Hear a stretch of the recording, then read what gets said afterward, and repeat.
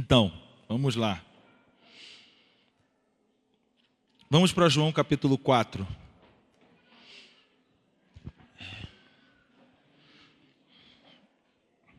Eu gostaria de sugerir a você mudar o foco da atividade do nosso serviço a Ele.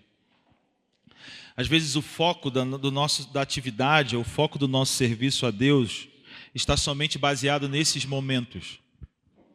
E achamos que esses momentos podem fazer tudo acontecer, ou tudo aquilo que precisamos ver acontecendo, acontece num momento como esse. Mas o grande desafio é a gente entender que nessas 3 horas que nós estamos juntos, nós estamos falando sobre princípios, sobre maneiras de como nós devemos conduzir tudo que nós estamos envolvidos na nossa vida. Ou seja, não é nessas horas que tudo acontece. Nessas horas nós falamos sobre tudo, mas tudo acontece na medida que nós vamos vivendo, ou dentro daquilo que nós estamos vivendo. E nós sempre temos a expectativa sobre a palavra que nós estamos envolvidos, ouvindo, ou não, e não em como nós estamos. É um grande conflito, porque nós estamos ouvindo uma palavra, e essa palavra chega a nós, ou essa palavra produz um resultado a nós, mediante a como nós estamos. E às vezes nós condicionamos toda a expectativa do resultado da palavra na própria palavra. E nós precisamos mudar esse conceito. Nós temos que entender que a palavra que está sendo comunicada, ela tem um propósito, ela tem um objetivo. Mas a realização ou a produtividade da palavra que está sendo comunicada está determinada em como nós estamos ouvindo essa palavra. O que eu estou falando é sobre a parábola do semeador, por exemplo. Na parábola do semeador, Yeshua deixa bem claro que o que determinava o resultado da semeadura era o terreno o qual a semente era lançada. E não a semente determinava o resultado. E nós temos a ideia de que somente a semente determina o resultado. Na parábola do semeador, ele está dizendo como você recebe a palavra do reino, ou como você está recebendo a palavra do reino, condiciona a produtividade dessa palavra que você está recebendo.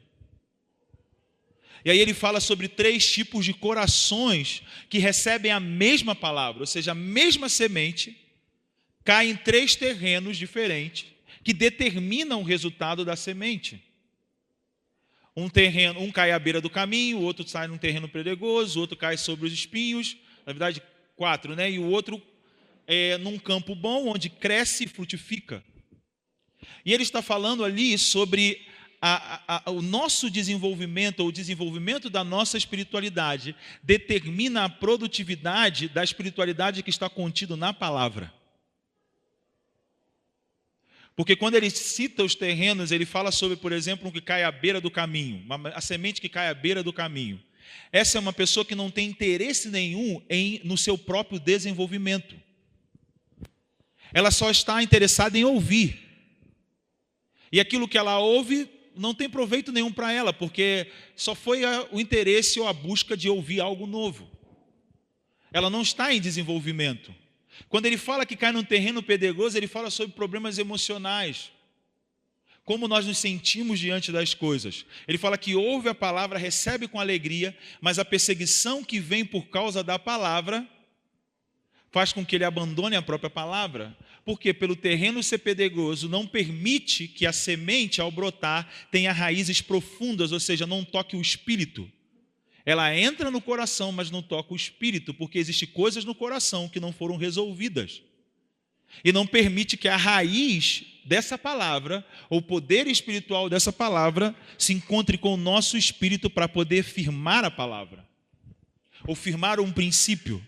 E o outro terreno é o terreno que ele fala que a semente cai entre os espinhos. Essa ele fala que ela cresce, a semente brota, cresce a planta, mas não produz fruto. Ou seja, só tem uma aparência, mas a realidade daquela aparência não é vista. Porque são pessoas que são bons de mentes, Quer dizer, são bons de coração, mas ruins de mente. O outro terreno são pessoas boas de mente, mas ruins de coração. Nesse terreno ele fala sobre mentes que estão divididas ainda. Ele fala que os espinhos são as preocupações com as riquezas e os prazeres desse mundo. Ainda está tentando decidir, recebe a palavra, aquilo, ele crê naquilo, ele acha aquilo muito bom, acha que é isso mesmo, mas não consegue produzir fruto, porque ele ainda não está totalmente livre das preocupações desse mundo. Ou ele está constantemente sendo dividido pelos valores desse mundo e os valores espirituais da palavra que ele recebeu. E o outro, por suas dores, não consegue permitir que haja desenvolvimento espiritual quando essa palavra chega até ele. E aí as pessoas que têm esse tipo de problema ficam estagnadas. E costumam sempre dizer que a culpa é da palavra, que não foi ensinada direito, que não ouviu bastante. E sempre querem ouvir, porque precisam ouvir, precisam estar. E usa ainda a expressão, não, nós precisamos aprender, né? A gente tem que estar sempre aprendizado. Mas o aprendizado não é o quanto de informação você obtém. O aprendizado é como você utiliza a informação que você obtém.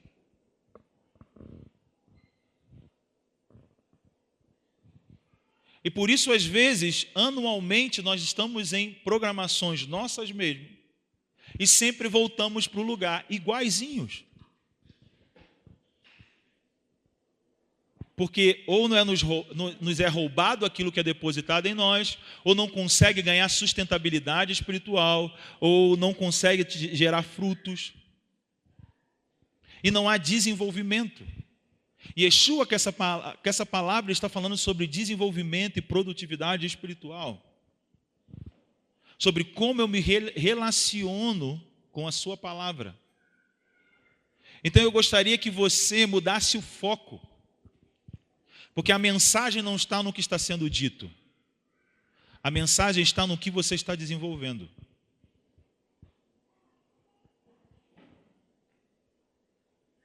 Yeshua, quando andou na terra, a mensagem que ele pregava estava relacionado com o que ele operava através das pessoas, da vida das pessoas.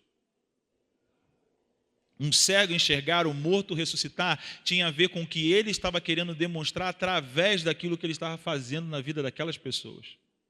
Aí está a mensagem. Aí está a demonstração do poder do Evangelho. Então eu queria que você mudasse o foco. O foco não está aqui no que nós estamos dizendo. O foco está em como você está ouvindo. Que tipo de terreno você é. E é isso que vai determinar o resultado de tudo que você está ouvindo. E não o que está sendo dito. Estamos juntos? Por isso que muitos ouvem a mesma coisa. E com o tempo você vai vendo como aquilo vai sendo desenvolvido ou não na vida das pessoas.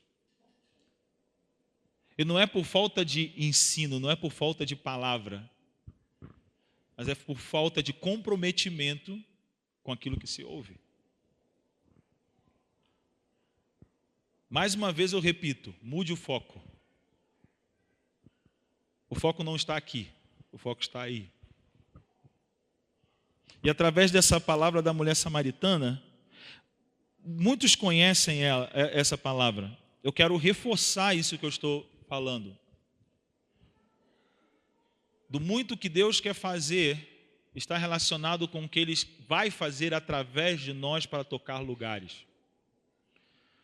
Nós não podemos só ter a expectativa que Deus venha e faça. Nós temos que nos disponibilizar para que Ele faça através.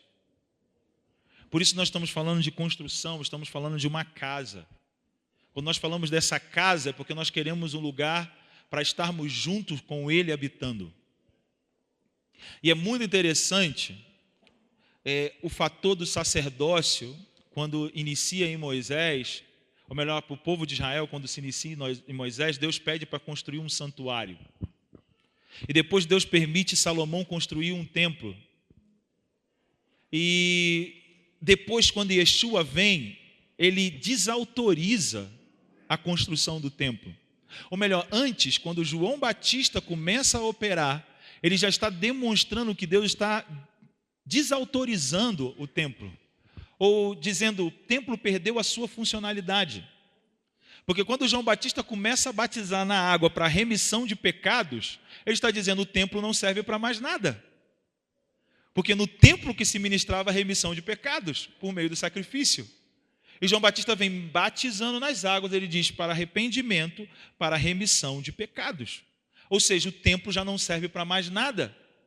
E aí nós vemos Yeshua entrando no templo no capítulo 2 de João e dizendo, destruindo tudo, quebrando tudo. E os caras, você está louco, o que você está fazendo? Ele diz, destrua esse templo, em 3 dias eu construirei outro. Ele fala, como você fala que vai... Aí os caras falaram para ele, como você diz que vai construir um templo em 3 dias, se para construir esse, demorou 46 anos. E se você continuar lendo, o texto, João narra o seguinte, e só depois que ele ressuscitou, seus discípulos entenderam que ele falava do seu próprio corpo.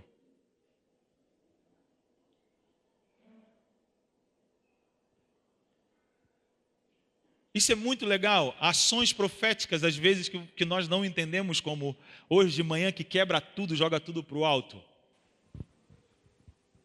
que nos impactam, porque está nos fazendo acordar que às vezes nós estamos fazendo coisas mecanicamente e isso já não tem mais utilidade nenhuma.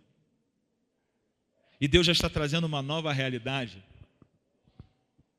Yeshua fala mais ainda sobre o templo em Mateus capítulo 12, quando ele diz assim, está aqui quem é maior do que o templo.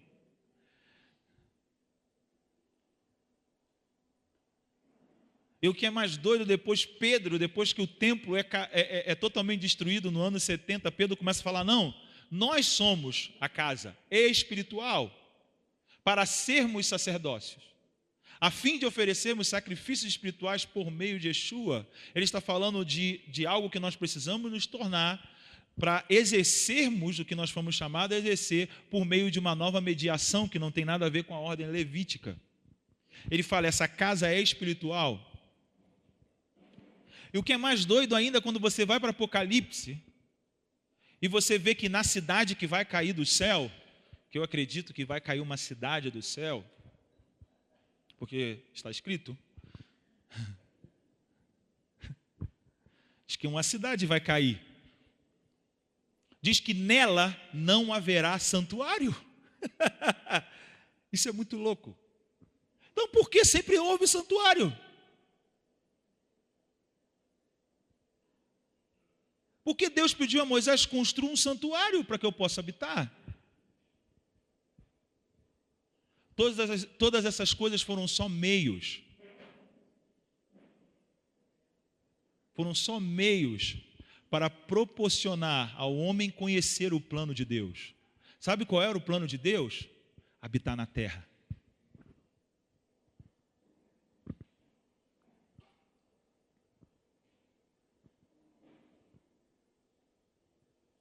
Foram só meios.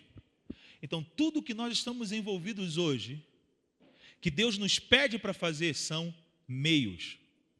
Não é o fim em si mesmo. Tudo. Tudo são meios. O plano é, e eu serei o seu Deus, e eles serão o meu povo. Eu habitarei com eles. Tudo isso é meio para nos conduzir até isso, a uma realidade que chega a ser até difícil de explicar, em que não terá mais sol, não terá mais estrelas, mas nada, o universo todo recriado, tudo modificado. E nós precisamos ter cuidado para nós não nos apegarmos aos meios, e entender que muitas das coisas que nós estamos envolvidas são transitórias. Por mais grande que pareça ser, são transitórias. Só estão nos levando de um tempo a outro tempo, de um modo a outro modo. E qual é o objetivo disso? Por que essa transitoriedade? Para nos desenvolver. O desenvolvimento, o crescimento está naquilo que nós estamos nos tornando e não no que nós estamos fazendo. Mas à medida que nós vamos nos tornando, aquilo que nós vamos fazendo tem mais impacto ainda. porque estamos próximo da realidade ao qual nós fomos criados para viver. Então, com essa passagem, eu gostaria de deixar algumas instruções, algumas diretivas que podem cooperar com tudo isso que vem sendo dito. Em João capítulo 14, começa assim: quando, pois, o Senhor soube que os fariseus ouviram dizer que ele, Yeshua, fazia e batizava mais discípulos que João. João 4, né? Eu falei o quê? 14, desculpa, é 4. Obrigado. Deixa eu ver o que está escrito no versículo 14. Tá. Então vou repetir. Quando, pois, o Senhor soube que os fariseus ouviram dizer que ele, Jesus, fazia e batizava mais discípulos que João, embora Jesus mesmo não batizasse mais os seus discípulos, saiu da Judéia e foi outra vez para a Galileia. Aqui nós vemos uma disputa e uma transição. E essa é a primeira instrução que eu quero deixar com vocês. Saia do lugar de disputa. Saia dos lugares de discussão. Saia dos lugares onde as pessoas estão querendo dizer: não, o mais importante é isso, não, o mais importante é aquilo, não, o mais importante é a oração, não, o mais importante é a missão integral. Isso é uma idiotice. Saia desses lugares. Quem discute a importância de uma coisa ou da outra é porque não entendeu ainda o plano de Deus. Não entendeu nem missão e nem entendeu nem oração. Não entenderam nada. Estão discutindo o que não entenderam, por isso discutem. Uma idiotice. Quem batiza mais? Quem faz mais? Quem é mais efetivo? Yeshua pegou a sacolinha dele e eu vou para outro lugar. Eu não vou ficar no lugar assim. Eu não vou ficar no lugar desse. Diz que ele saiu da Judéia e foi para a Galiléia. Ele saiu de uma região sul para a região norte. Isso é muito importante. Porque ele não se movimentava aleatoriamente. Ele se movimentava guiado pelo Espírito. E se você prestar atenção, o sul e o norte sempre foram usados na linguagem profética para falar sobre que tipo de espírito estava rondando um lugar. Ou que tipo de espírito estava chegando até um lugar. Quando fala do sul, sempre está relacionado a pecado, a engano, a distração. Sempre os pecados, sempre quando os profetas falavam do que vem do sul, sempre estava relacionado com destruição ou consequência do pecado, da transgressão, da desobediência. E o norte sempre está relacionado com presença, com o que é celestial, o que é espiritual. Então Yeshua se movimenta geograficamente para dizer: eu não vou estar no lugar onde está operando um espírito de engano, onde todo mundo acha que não está sendo enganado, querendo discutir para dizer que sabe o que está fazendo. Eu vou para onde o céu se movimenta. Eu estou indo para um lugar. E antes dele ir para esse lugar, o texto fala que ele era necessário passar por Samaria. E era muito interessante passar por Samaria, porque Samaria era um lugar que as coisas não eram bem resolvidas. Havia um problema de anos nesse lugar. Olha o versículo... Vamos ler aqui a partir do versículo 7. Então veio uma samaritana tirar água, e Jesus lhe disse: dá-me um pouco de água, pois seus discípulos tinham ido à cidade comprar comida. E disse-lhe então a mulher samaritana: como tu, um judeu, pedes de beber a mim, que sou uma mulher samaritana? Pois os judeus não se davam bem com os samaritanos. Você já pode ter lido esse versículo várias vezes, mas eu pergunto: você sabe por que os judeus não se davam bem com os samaritanos? Você sabe que eles não se davam bem, né? Agora, por quê? Por que eles não se davam bem? Porque em Samaria morava a torcida do Vasco.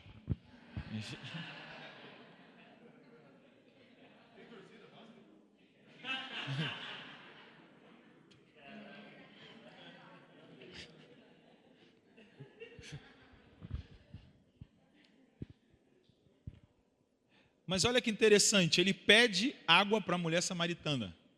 Você acha que ele não sabia desse conflito? Sabia. Ele então estava querendo provocar alguma coisa. E outra coisa, um homem se dirigia a uma mulher sozinho num poço.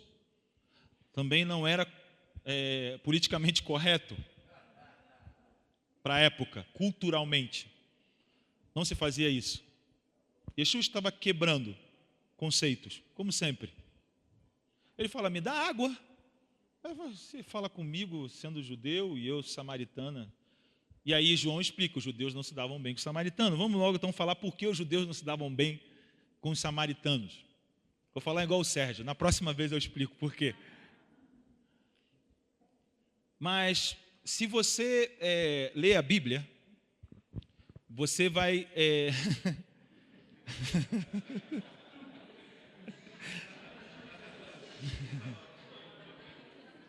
Desculpa. É que é mais forte do que eu.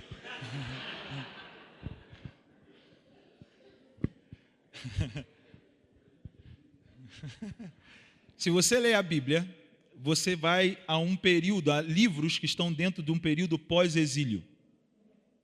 Neemias, Ageu, Zacarias, Esdras, são livros que falam da reconstrução ou do retorno, à restauração da identidade como nação, de Israel como nação e do seu território.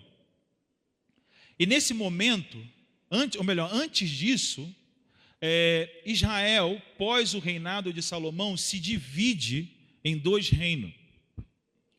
Porque houve uma usurpação, uma tentativa de usurpação por meio de Jeroboão, e Reoboão, que era um dos filhos de Salomão, assume o reinado e há uma separação dentro do querer de 2 grupos, ou de 10 tribos contra 2 tribos.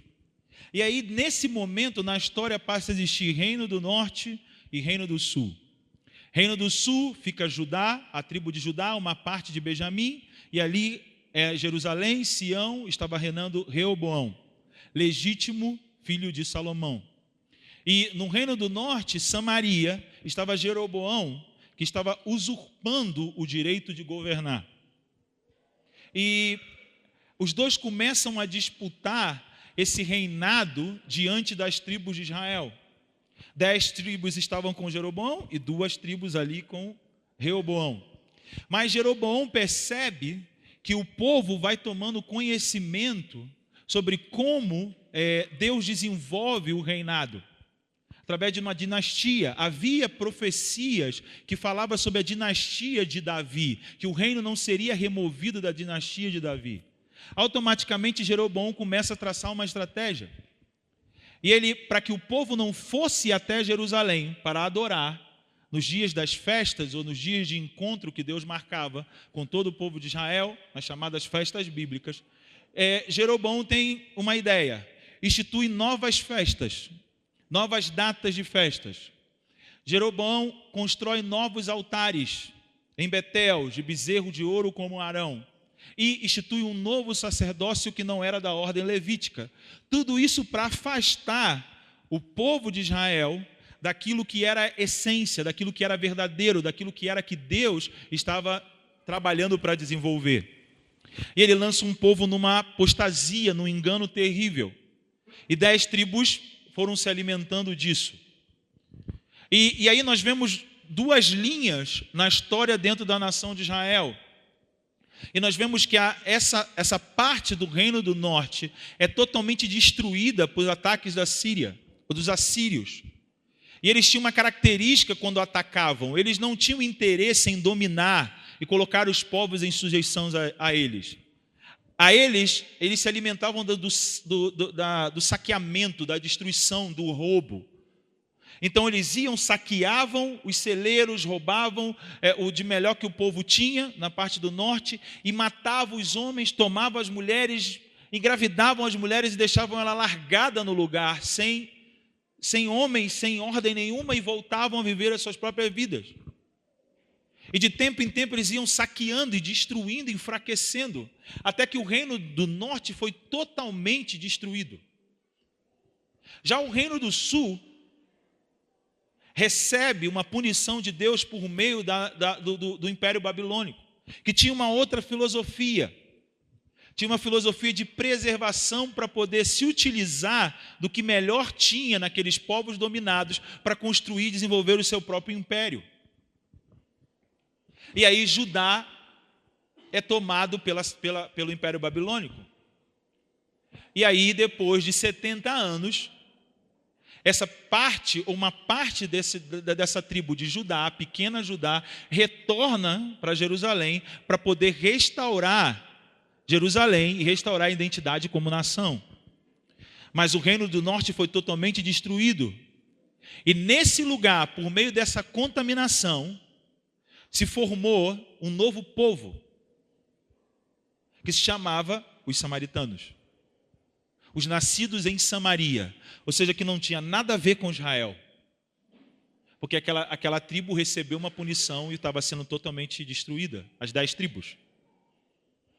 E quando eles voltam para restaurar, você pode ler isso em Neemias capítulo 4, ou Esdras capítulo 4, os samaritanos se oferecem para reconstruir Jerusalém junto com os judeus.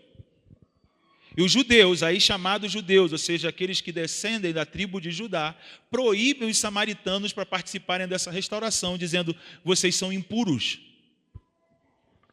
Vocês não têm nada a ver com o que Deus está fazendo. Vocês não podem meter a mão aqui, vocês não podem nos ajudar nessa restauração. Daí vem, os judeus não se davam bem com os samaritanos.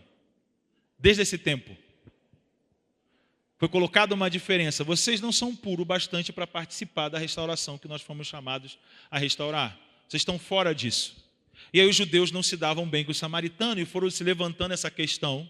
Qual é o verdadeiro lugar para se adorar? Então daí vem o desentendimento, porque os judeus não se davam bem com os samaritanos. E Yeshua, ao pedir água para uma samaritana, sabendo de todo esse conflito, ele estava querendo desfazer um conceito cultural, que determinava nela uma forma de se relacionar com as pessoas. Não só nela, mas todo o povo de Samaria. E até os judeus. Ele pede água para desfazer um conceito que a distanciava, talvez, da verdadeira busca que ela tinha. E através dessa ação de Yeshua, eu quero tirar uma outra instrução. Na maioria das vezes, ele nos pede água, ele nos pede algo para nos tirar da superficialidade. Na maioria das vezes, Deus nos pede para fazer algo para Ele, para nos tirar da superficialidade. Para poder desmontar uma estrutura de crença que nós temos, que foi formado através de uma tradição até oral, do que disseram para a gente como era. E nós vamos desenvolvendo toda a nossa crença dentro do que disseram como era. E pode ser que Deus esteja nos pedindo hoje algo, e que Ele está nos pedindo algo hoje, para fazer alguma coisa, para executarmos uma tarefa, porque Ele está querendo modificar alguma coisa em nós. Nos tirar da superficialidade. Depois a conversa vai se desenvolvendo, ele provoca mais ela ainda, ele fala assim, se você soubesse quem te pede água, você me pediria água. E eu te daria uma água viva, ou seja, uma água de um rio corrente, não uma água de um poço, uma água que está próximo da fonte, que não sofreu mistura nenhuma. Ela olha para ele assim e fala assim: tu não tem nem balde, seu abusado. Você não tem nem balde na mão, como você pode pegar água lá do fundo, da onde a água está brotando de uma nascente, onde ela está correndo recentemente? Você não tem nem balde para fazer isso. Aí ela faz uma pergunta a ele, que ajuda ele a introduzir uma outra quebra de conceito. Ela fala para ele assim: por acaso você é maior do que o nosso pai Jacó, que cavou esse poço e deu de beber para ele e toda a sua família? Aí ele fala: mulher, se você beber da água que eu tenho para te dar, essa água não só mata a sua sede, mas ela forma em você uma fonte, que você nunca mais terá sede. Ela, olha, o que esse louco está falando? E Yeshua está falando por enigmas, por parábolas, para poder desmontar uma maneira dela de pensar. E aqui ele já está quebrando uma crença religiosa dela. Ele já está falando sobre uma nova aliança. Ele está falando sobre uma nova atividade de Deus nas pessoas. Quando ele fala em João capítulo 7, ele fala de água, de fluir água do interior, fluirão rios de água viva. Ele está falando sobre o Espírito que havia de ser derramado. O que ele está mostrando para a mulher é que nessa aliança, os sacrifícios nunca satisfazem o adorador, ou aquilo que o adorador busca. Ele está falando da aliança que o povo descendente de Jacó tinha com Deus por meio da mediação de Moisés. Ele está falando que quem bebe dessa água sempre volta a ter sede. Ou seja, sempre oferecem sacrifícios, mas nunca encontram a satisfação plena. Quem bebe dessa água sempre volta a ter sede. E ele fala, mas a água que eu tenho para dar, ou o que eu tenho para ministrar a você, você não vai ter mais sede. Vai criar em você uma fonte. Ou seja, você deixa de ser uma pessoa que tem necessidade e passa a ser uma pessoa que supre necessidades. E quando ela entende isso, dá um clique na cabeça dela, quebra um conceito cultural e quebra um conceito religioso dela, dá um clique, ela fala, então me dá dessa água. E ela já sabe o que ela está pedindo. E aí vem uma palavra de sabedoria, baseado numa palavra de conhecimento. Ele falou para ela, chama teu marido. E ela fala para ele, mas eu não tenho marido. Disseste bem. 5 maridos já teve, e agora o que você está também não é seu marido. Ela fica paralisada, penso eu, né? Paralisada. O que ele está provocando aqui? Ele está falando, você não pode misturar as suas necessidades, as buscas pelas suas necessidades, com as necessidades que Deus tem em relação a nós. Não tem como nós termos uma necessidade suprida sem antes estarmos suprindo uma necessidade que Deus tem. Isso está de acordo com o que Anderson falou sobre vida. Nós não temos uma vida. A vida é dele. E às vezes nós estamos tentando o tempo todo ter uma vida, suprir somente a nossa própria necessidade dentro de um relacionamento com ele. Mas essas necessidades precisam ser alteradas pelas necessidades deles, para que as nossas necessidades sejam supridas através daquilo que ele está realizando dentro de nós. Estamos juntos? Nós não podemos usar as nossas necessidades como combustível para a nossa busca, senão sempre nós teremos sede. Nós sempre misturamos isso. Quando estamos mal, queremos Deus de qualquer jeito, queremos a sua presença de qualquer jeito. Eu estou mal, eu preciso de Deus. Quando estamos bem, será que eu vou para a conferência? Será que eu vou numa reunião? Será que eu converso? Como disse o Sérgio mais cedo, insensível. O que sensibiliza é somente a sua necessidade, e não aquilo que Deus quer fazer. E ele condicionou isso para ela, eu posso te dar dessa água, mas chama teu marido. Ou seja, na sua busca a Deus, você está buscando ele, ou o combustível da sua busca a Deus está baseado nas suas necessidades. E você tem que romper com isso. Ao ouvir isso, ela já entra para uma outra questão. Veja o que você é profeta, então. Então me responde agora o que eu vou te perguntar. Nossos pais dizem que adorar é em Samaria. Vocês dizem que adorar é Jerusalém. Qual é o lugar que nós devemos adorar? E Yeshua fala, já não é mais importante o lugar. O que o meu pai está procurando são pessoas que estão desenvolvendo uma estrutura para poder prestar a ele um serviço, uma adoração dentro de uma realidade. Já não é um relacionamento por meios de coisas. É um relacionamento de quem eu sou com o que ele é.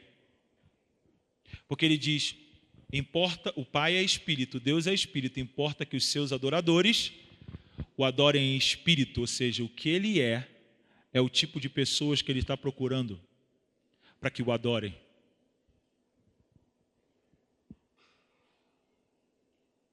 Ele não quer somente a adoração, Ele quer adoradores.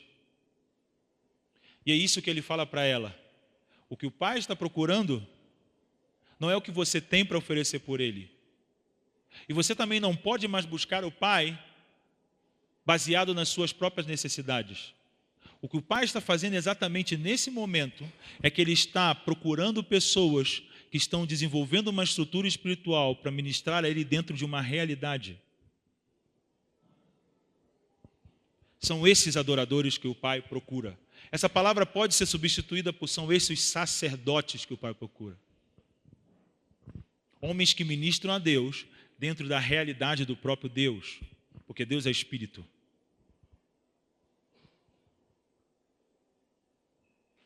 E depois dele estar conversando isso, chegam os seus discípulos, chegam os seus apóstolos, que foram a Samaria para comprar comida, lembra? Eles saíram para comprar comida e chegaram e viram ele conversando com uma mulher e falaram assim, o que está acontecendo? Tipo, que estranho, por que ele está falando com ela? E ela pega, vai embora, vai correndo para a cidade, ele chega, mestre, você quer comer?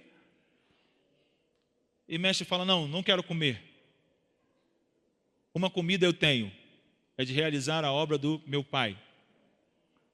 E eles começam a conversar entre eles, será que alguém deu comida para ele? Será que ele já comeu? Por que ele não está com fome mais? A gente está viajando com ele, a gente está com fome, ele não está com fome. Que mistério é esse? Tem um mistério aí. Tem um mistério aí.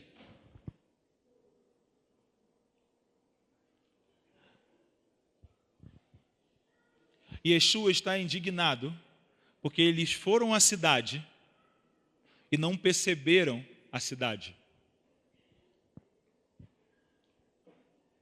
Yeshua não vai à cidade, mas percebe a cidade.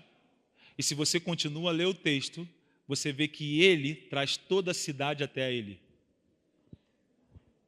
Eles vão à cidade como uma mulher samaritana, buscando realizações pessoais.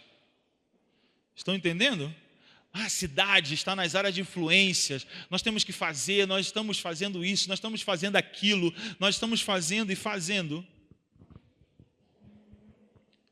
só suprindo necessidades pessoais.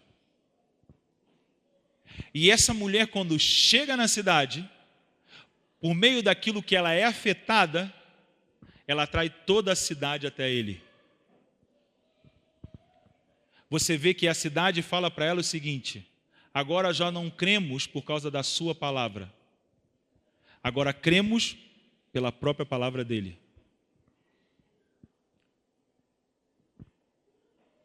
A única maneira de nós tocarmos regiões é nós permitirmos que Deus nos desenvolva dentro daquilo que Ele quer nos desenvolver e venha agir através daquilo que Ele está fazendo em nós. É a única maneira. Não se engane que Deus está mais se importando com o que eu estou fazendo para Ele do que eu estou me tornando para Ele. Porque aquilo que eu estou me tornando para Ele é o meio pelo qual Ele toca um lugar.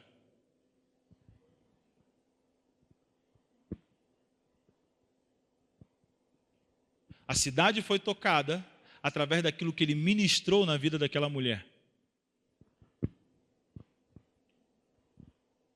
Ou através do que estava acontecendo na vida dessa mulher. A fonte que foi formada na vida dela começou a jorrar água para aquela cidade. Então, aquilo que está sendo formado dentro de você é o que vai permitir que Deus influencie os lugares aonde você está através de você. Não é somente o que eu faço para Ele, é o que eu estou me tornando para Ele. É ter uma consciência correta de que o que eu estou fazendo agora também não é o objetivo do que Ele quer que eu faça, ou do que Ele quer que eu ofereça a Ele. O que Ele quer que eu ofereça a Ele é aquilo que eu me torno nele, e não somente o que eu faço para Ele. Em Hebreus capítulo 10, eu encerro com isso, quando fala de sombras todo o que foi ministrado na primeira aliança foram sombras. A partir do versículo 5 fala que ele entrando no mundo, ele diz: tu não quiseste sacrifício nem oferta, mas me preparaste um corpo. Não te agradaste de holocaustos e ofertas pelo pecado. Então eu disse: estou aqui no livro que está escrito ao meu respeito, para fazer, ó Deus, a tua vontade. Tendo dito isso, tu não quiseste nem te agradaste de sacrifícios, ofertas, holocaustos ou oferta pelo pecado, que se oferece segundo a lei. Agora disse: estou aqui para fazer a tua vontade. Assim, ele invalida o primeiro para estabelecer o segundo.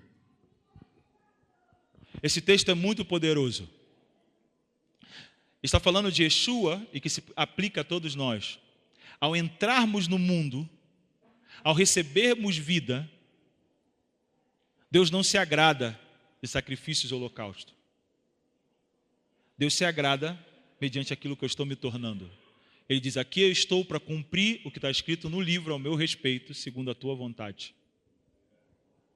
Aqui está dizendo, não é o que eu faço para você, é o que eu me torno em você. E essa é a única maneira de tocarmos esse mundo.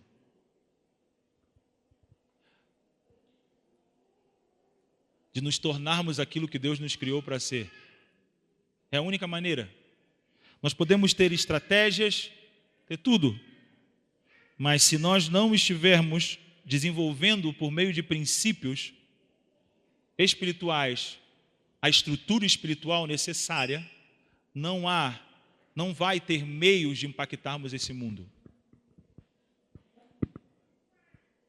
E vamos estar sendo sempre reféns desse mundo.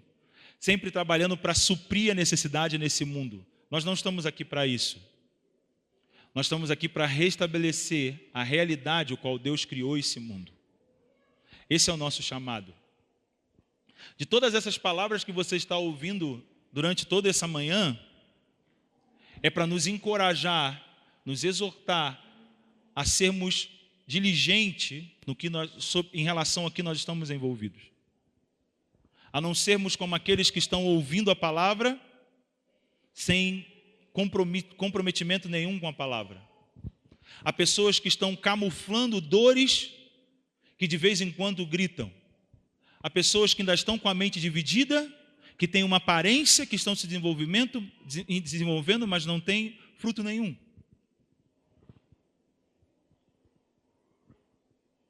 Precisamos voltar no primeiro ponto dessa manhã. É necessário que haja quebrantamento, para que por meio da palavra que tem sido compartilhada, ela venha brotar e encontrar raízes profundas, para que possamos nos desenvolver.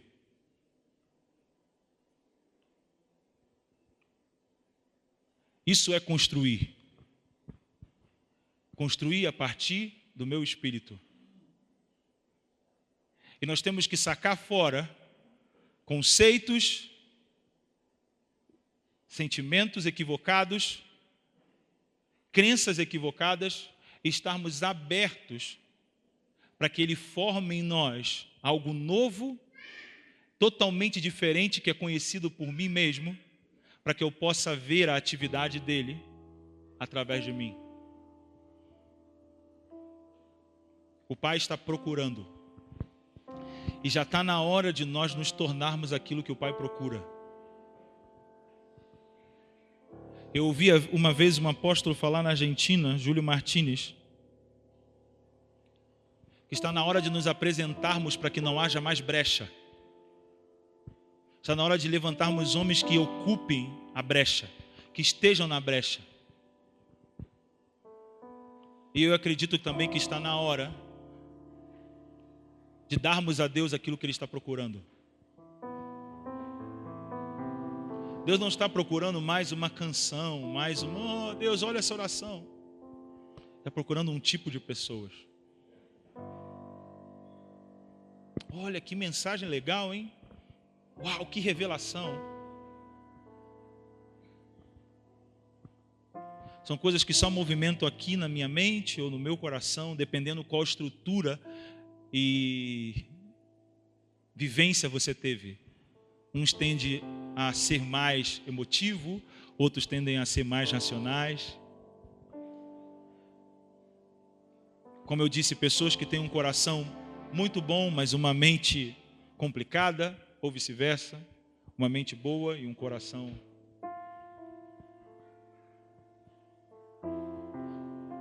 Paulo em Romanos 10 falou sobre isso. Ele fala: eu reconheço que o zelo que vocês têm por Deus é verdadeiro, mas é um zelo sem entendimento.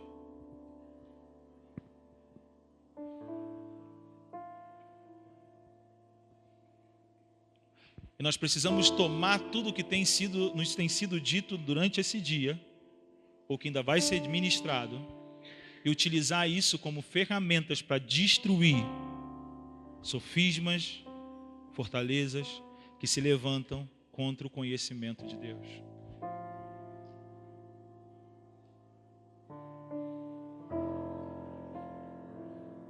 Essa é a hora de nos tornarmos aquilo que o Pai procura. Ele não procura adoração. Ele está procurando uma estrutura espiritual. Porque muita gente fala: o mundo precisa mais de amor, o mundo precisa disso. Sabe o que o mundo precisa? Ele foi criado para necessitar da presença de Deus. Por isso que Paulo em Romanos 8 diz que a criação aguarda com expectativa.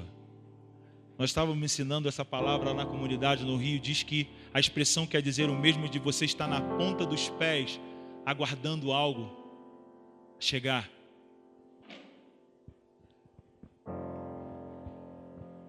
A criação está assim, geme. Paulo diz que ela geme com dores de parto, aguardando ansiosamente pela manifestação dos filhos de Deus. Ou seja, aquilo que nós fomos predestinados a ser, a nos tornar.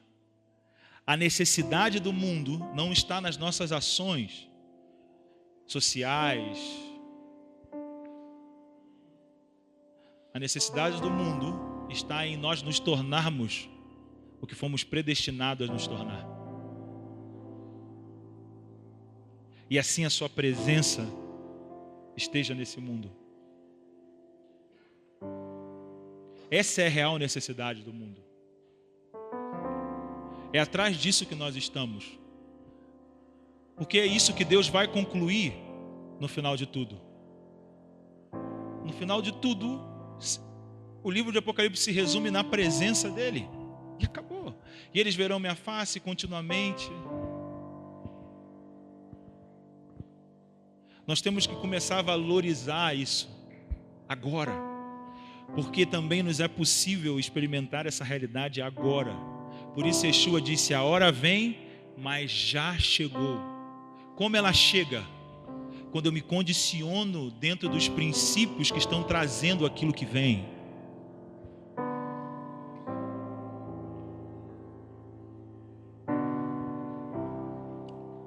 Porque por questão de horas aquela mulher não sabia como adorar, nem onde adorar, também não sabia apta para adorar. Em questões de horas. E à medida como ela foi se abrindo, aquilo que Yeshua estava introduzindo na vida dela, aquilo que foi produzido através dela tocou uma região que há anos não conseguia compreender. Não teve relação histórica que pudesse deter a compreensão que Yeshua estava trazendo para Samaria, porque ao sair dali, os samaritanos usaram a seguinte expressão: verdadeiramente, esse é o Salvador do mundo. A cosmovisão deles foi totalmente alterada. Já não tinha mais o questionamento da mulher: é aqui, é em Jerusalém. Eles entenderam: não, é o mundo. É o todo cosmos. Ele veio para devolver a condição original do cosmos. Não é uma restauração mais nacional, não é uma identidade relacionada à pátria, patriota. É uma nova realidade. É tudo novo. Nós temos que entender que toda a exigência que vem sobre nós nos dias de hoje está relacionado ao experimentarmos essa realidade. Deus não é um Deus punidor que exige só por exigir. Porque Ele quer que você faça assim porque você tem que fazer assim. Tudo que Ele exige é para nos fazer participante. Como o Anderson explicou, são meios legais que Ele movimenta para poder nos fazer participante.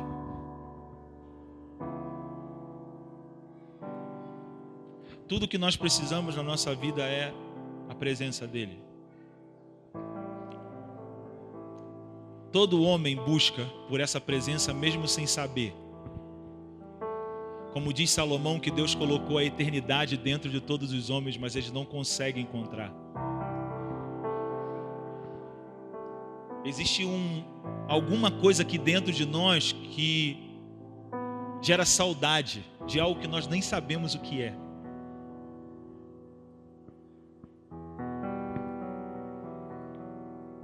E dependendo de como nós vamos nos relacionando com esse mundo,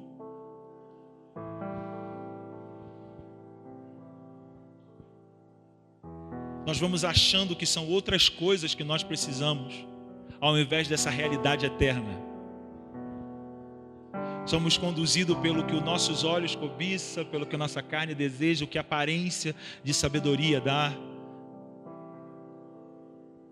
Por isso que Paulo ora e fala: Pai, ilumine os olhos do coração dessa igreja, para que eles possam ver a gloriosa riqueza e herança que nós temos.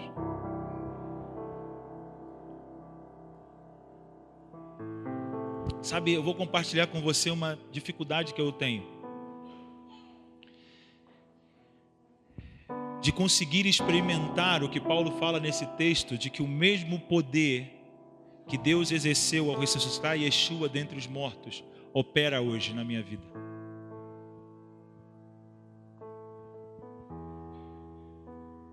Confesso que eu luto para experimentar isso. Paulo diz: o mesmo poder que exerceu ao ressuscitar Yeshua dentre os mortos, o fazendo assentar acima de todo o principado, de toda a potestade, de tudo que pode ser nomeado, é o mesmo poder que está em operação agora. Uau. Se nós nos entregarmos a isso, essa realidade chega. Ela chega.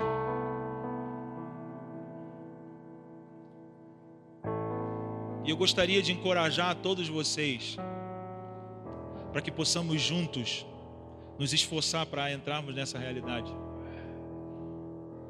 para que possamos verdadeiramente experimentar o poder da ressurreição e não estarmos mais sujeitos ao medo da morte, ao medo de perder coisas, mas estarmos totalmente tomados pela vida vivificante, o poder que dá vida, o Espírito vivificante, o Espírito vivificado, e dando vida às coisas. Que Ele nos ajude a retirar o sacerdócio que atrai morte, como disse o Sérgio.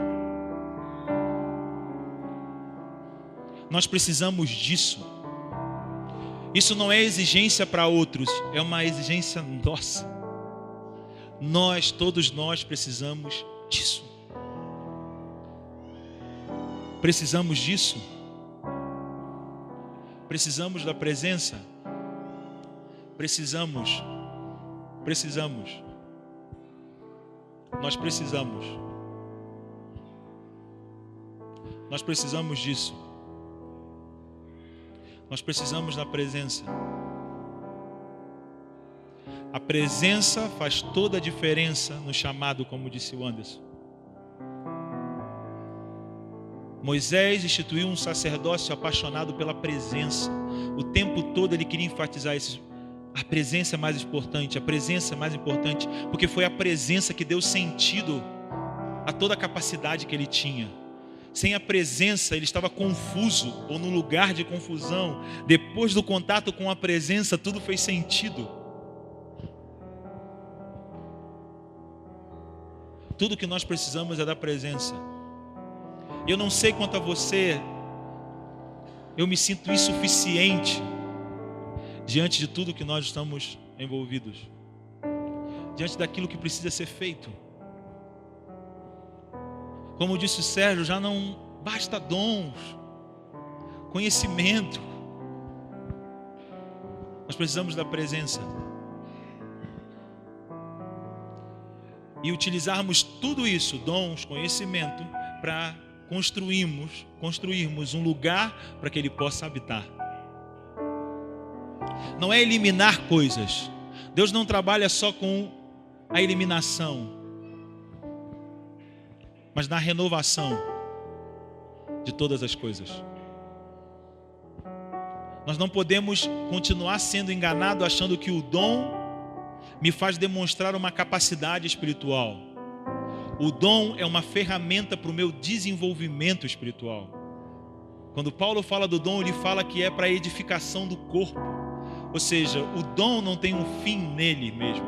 O dom também é um meio para que eu desenvolva espiritualmente. Não é uma demonstração de capacidade, mas é uma manifestação do Espírito para colocar as coisas no lugar no meio do povo de Deus. Precisamos realocar essas coisas dentro de nós. E essas coisas estão fora da sua função original, porque tem coisas na nossa mente, no nosso coração, que estão fora dos padrões de Deus, do princípio de Deus. E nós precisamos repensar a palavra que foi usada, metanoia, mudar a nossa maneira de pensar, para que possamos experimentar o que essas coisas têm para proporcionar para nós. Essa vida de Deus. Se estamos construindo uma casa, essa casa tem que ser espiritual. Isso quer dizer que nem todos vão ver.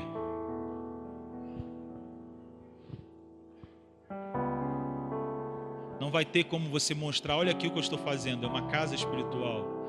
É uma estrutura que está totalmente presa, ligada ao que está vindo para esse mundo e que esse mundo não consegue ver. Mas ao mesmo tempo, é o que o mundo precisa. Primeiro é o que nós precisamos, o que esse mundo precisa. Eu quero mais uma vez te encorajar a se apegar ao que está sendo dito. Quando Anderson falou, amor não é um sentimento, lembra do versículo de Yeshua? Aquele que tem os meus mandamentos e os guarda,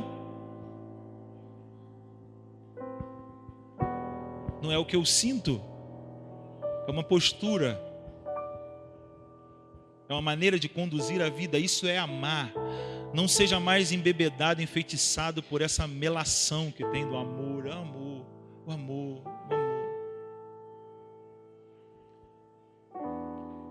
Não podemos mais deixar morte no nosso meio. Temos que lançar uma guerra contra a morte. Não podemos perder o que nós sonhamos. Precisamos entender a nossa vocação, como disse Bonfim. Tudo isso está relacionado com o que Ele está fazendo em nós, para que Ele possa operar através de nós, em todas as coisas que nós estamos envolvidos. Feche seus olhos.